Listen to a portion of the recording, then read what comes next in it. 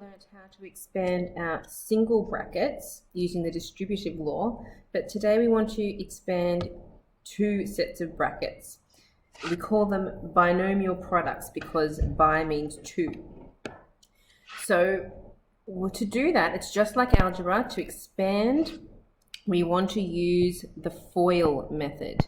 Now, FOIL, each letter stands for something. So the F stands for first, meaning you want to multiply the first thing in each bracket together. So A times C is AC. The O stands for outside, meaning the A and the D that are on the outside of those two brackets, you multiply those together to get the AD. I stands for inside, the two in the middle. B times C makes BC. And L for last, the last thing in each bracket, which in this case is B times D, gives you the BD on the end. Okay, so that is how you expand when you have two brackets. So let's practice. Example number 1. To expand using FOIL, I'm going to multiply 2 by the root 5, because that's the first, that's the F in the FOIL. 2 times root 5 is 2 root 5. Then we do the outside, which is 2 times negative 4. 2 times negative 4 is negative 8. Then inside, root 5 times root 5. Remember, when you have a square root number times by itself, it just becomes 5. So that's a plus 5. And then L for last, root 5 times minus 4 is minus 4 root 5. Once everything is expanded, you just want to collect up your like terms. So 2 root 5 minus 4 root 5. 2 minus 4, just using the numbers out the front. 2 minus 4 is minus 2, and the root 5 doesn't change. So it's minus 2 root 5. Then minus 8 plus 5 can collect up, which makes a negative 3. Okay, that's done. Let's do it again for part B, using FOIL. So first means first one in each bracket multiplied together. So when we have numbers at the front, we multiply those together. 5 times 3 is 15. And the surds, root 2 times root 2, square it disappears, and that just becomes a normal 2.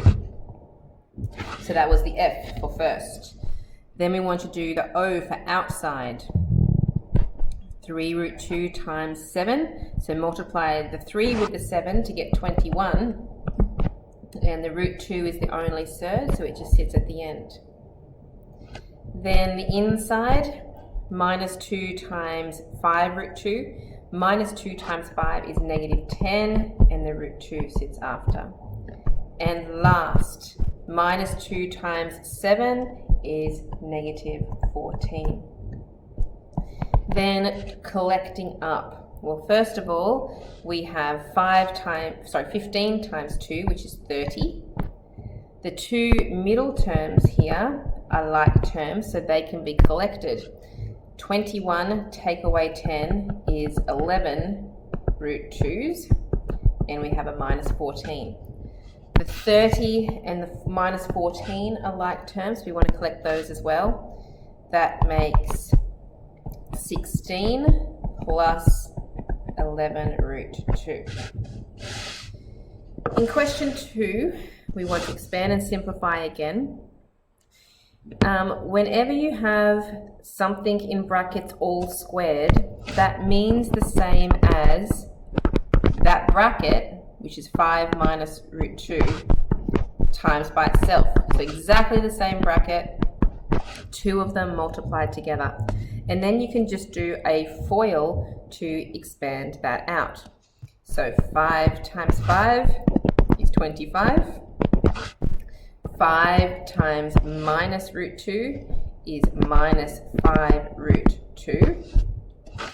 Minus root 2 times 5 is also minus 5 root 2. And minus root 2 times minus root 2 will become a plus.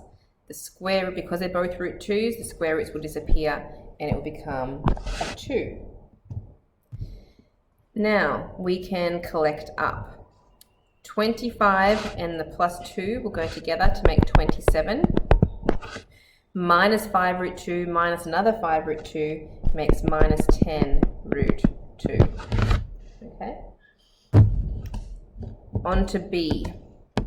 When we have the brackets all squared, we just write 3 root 2 plus 2 root 7. We write it down, 2 brackets next to each other, and we do a FOIL expansion. So 3 root 2 times 3 root 2, 3 times 3 is 9, root 2 times root 2 becomes a normal 2. Then the outside, 3 root 2 times 2 root 7. The numbers at the front, 3 times 2 makes 6, root 2 times root 7, timesing those numbers makes a 14.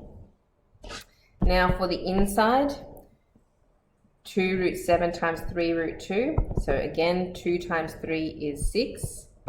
And the square root, 7 times 2 is 14 for underneath. And last is 2 times 2 for the numbers at the front is 4. Root 7 times root 7, square roots disappear and we get a whole number 7. Now let's do some simplifying. 9 times 2 is 18. These middle two terms are like terms, so we can add the numbers at the front. So 6 plus 6 makes 12 square root 14s, and 4 times 7 makes 28. Then we can also collect the whole numbers, 18 plus 28, to get 46, and the plus 12 root 14.